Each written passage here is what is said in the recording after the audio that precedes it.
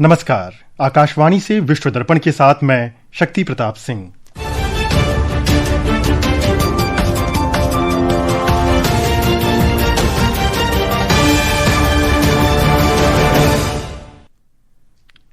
रूस के राष्ट्रपति व्लादिमीर पुतिन की बृहस्पतिवार को भारत यात्रा के दौरान दोनों देशों के बीच कई महत्वपूर्ण समझौतों पर हस्ताक्षर होने की संभावना। चक्रवात प्रभावित श्रीलंका में मृतकों की संख्या 460 के पार। भारत ने ऑपरेशन सागर बंधु के अंतर्गत मानवीय सहायता बढ़ाई। भारत ने पाकिस्तान के हवाई क्षेत्र से इंकार के दावे को खारिज करते हुए इसे गलत सूचना फैलाने का एक और प्रयास बताया।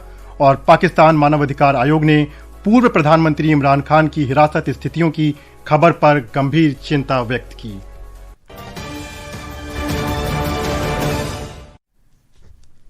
तेईसवें भारत रूस वार्षिक शिखर सम्मेलन के लिए रूस के राष्ट्रपति व्लादिमीर पुतिन की आगामी भारत यात्रा के दौरान दोनों देश कई समझौते कर सकते हैं।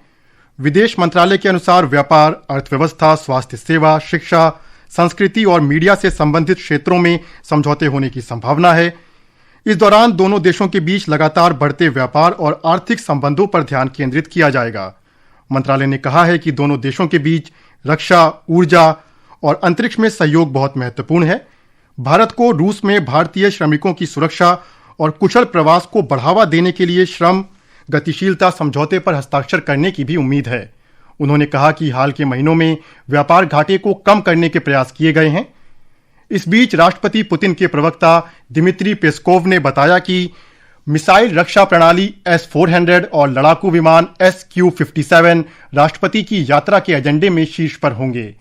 श्री पेस्कोव ने बताया कि दोनों देशों का व्यापार बढ़कर $63 अरब हो गया है और 2030 तक ये $100 अरब तक पहुंच जाएगा। हम द्विपक्षीय व्यापार को $63 अरब से ज्यादा तक पहुंचाने में सफल हुए हैं। ये बहुत महत्वपूर्ण है, लेकिन इसमें बढ़ोतरी की बहुत ज्यादा संभावनाएं हैं। हमें उम्मीद है कि 2030 से पहले ये $100 अरब के लक्ष्य तक पहुंच जाएगी। अमेरिका के शुल्क पर श्री पेस्कोव ने कहा कि रूस समझता है कि भारत पर दबाव है। उन्होंने कहा कि दोनों देशों के संबंध किसी भी तीसरे देश के प्रभाव से मुक्त होने चाहिए। उन्होंने कहा कि भारत ऐतिहासिक रूप से रूस का अच्छा मित्र है और रूस को भारत के साथ कंधे से कंधा मिलाकर चलने पर गर्व है। ऑपरेशन सागर बंधु के अंतर्गत चक्रवात से प्रभावित श्रीलंका की मदद की जा रही है। श्रीलंका भयानक बाढ़, तबाही, जानमाल के नुकसान और बड़े पैमाने पर भूस्खलन से जूझ रहा है। आपदा प्रबंधन केंद्र ने पुष्टि की है कि इस आपदा में मृतकों की संख्या 460 के पार हो गई है, जबकि 366 लोग अभी भी लापता हैं। सभी 25 जिलों में 15,50,000 से अधिक लोग प्रभावित हैं, जिसमें कैंडी में सबसे अधिक लोगों की मृत्यु हुई है। एक रिपोर्ट। ऑपरेशन सागर बंधु के तहत भारत ने अपने राहत अभियानों को और तेज कर दिया है। भारतीय वायुसेना का IFC-1875 हेलीकॉप्टर मंदारम नुआरा में 2000 किलोग्राम राहत सामग्री पहुंचाकर इरुंगवट्टा से 17 लोगों को निकाल चुका है। एक अन्य मिशन में कोटमले से 24 यात्रियों, जिनमें एक गर्भवती महिला और विदेशी नागरिक शामिल थे, उनको कोलंबो लाया गया। इसी बीच एक C-17 विमान, फील्ड हॉस्पिटल का एक सेटअप और 70 मेडिकल स्टाफ लेकर कोलंबो पहुंचा, जिसे महियंगनाया में तैनात किया जाएगा, जहां बाढ़ की वजह से अस्पताल में काफी नुकसान हुआ है। इसके अलावा भारतीय उच्चायुक्त संतोष झा ने सेडावट्टा में NDRF ऑपरेशन की समीक्षा की, जहां टीमें अब भी 6 से 8 फीट पानी में डूबे इलाकों में घर घर जाकर लोगों को बचा रही हैं। विश्व दर्पण के लिए कोलंबो से मैं अहमद मोइन फारूकी। भारतीय नौसेना प्रमुख एडमिरल दिनेश के त्रिपाठी ने कहा है कि भारत ने ऑपरेशन सिंदूर के दौरान कैरियर बैटल ग्रुप की तत्काल तैनाती की, जिससे पाकिस्तानी नौसेना को बंदरगाहों और मकरान तट के करीब रहने के लिए मजबूर होना पड़ा। श्री त्रिपाठी ने कहा कि ऑपरेशन सिंदूर अभी भी जारी है। ये भारत की प्रतिबद्धता, तत्परता और प्रतिरोधक क्षमता को दर्शाता है। सिर्फ ऑपरेशन सिंदूर ही नहीं, बल्कि हमारा कोई भी ऑपरेशन या अभ्यास जैसे कि बनियल, theatre level operation, exercise tropics, हम इन सभी से सबक सीखते हैं। इसलिए ऑपरेशन सिंदूर भी इससे अलग नहीं था। हमने नौसेना मुख्यालय में एक टास्क फोर्स का गठन किया है, जो कूटनीति से लेकर सेंसर उपकरणों के प्रदर्शन तक सभी पहलुओं पर नजर रखेगी और ये समझेगी कि भविष्य में क्या बेहतर किया जा सकता है। ये प्रक्रिया जारी है क्योंकि ऑपरेशन अब भी चल रहा है। नौसेना प्रमुख ने बताया कि पिछले नौसेना दिवस के बाद से 1 पनडुब्बी और 12 युद्धपोतों को नौसेना में शामिल किया गया है। नौसेना प्रमुख ने कहा कि प्रोजेक्ट 75 इंडिया अपने अंतिम चरण में है। इसका उद्देश्य 6 उन्नत पनडुब्बियां खरीदना है। उन्होंने कहा कि नौसेना को 4 राफेल का पहला सेट वर्ष 2029 तक मिलने की संभावना है। भारत ने अपने हवाई क्षेत्र के इस्तेमाल करने की अनुमति नहीं देने संबंधी पाकिस्तान के बयान को खारिज किया है। भारत ने इसे देश के खिलाफ गलत जानकारी फैलाने की कोशिश बताया। इस संबंध में विदेश मंत्रालय के प्रवक्ता रणधीर जायसवाल ने संवाददाताओं से कहा कि श्रीलंका में मानवीय सहायता ले जा रहे एक पाकिस्तानी विमान के लिए हवाई क्षेत्र अनुमति का आग्रह कल करीब 1 बजे इस्लामाबाद में भारतीय उच्चायोग को मिला था। उन्होंने कहा कि मानवीय विषण की अर्जेंसी को देखते हुए सरकार ने आग्रह को तुरंत स्वीकार किया और उसी दिन शाम 5:30 बजे हवाई क्षेत्र को इस्तेमाल की अनुमति दे दी। विश्व दर्पण समाचार आकाशवाणी से प्रसारित किए जा रहे हैं। ताजा समाचार जानने के लिए आप हमारे social media handle x@AIR news Hindi को फॉलो कर सकते हैं। विश्व दर्पण में आपका फिर स्वागत है। पाकिस्तान मानवाधिकार आयोग ने पूर्व प्रधानमंत्री इमरान खान की हिरासत स्थितियों की खबर पर गंभीर चिंता व्यक्त की है। आयोग ने पाकिस्तान सरकार और पंजाब प्रांत के गृह विभाग की संवैधानिक प्रक्रिया, सुरक्षा और मानवीय व्यवहार के अंतर्राष्ट्रीय मानकों का पालन करने का आह्वान किया है।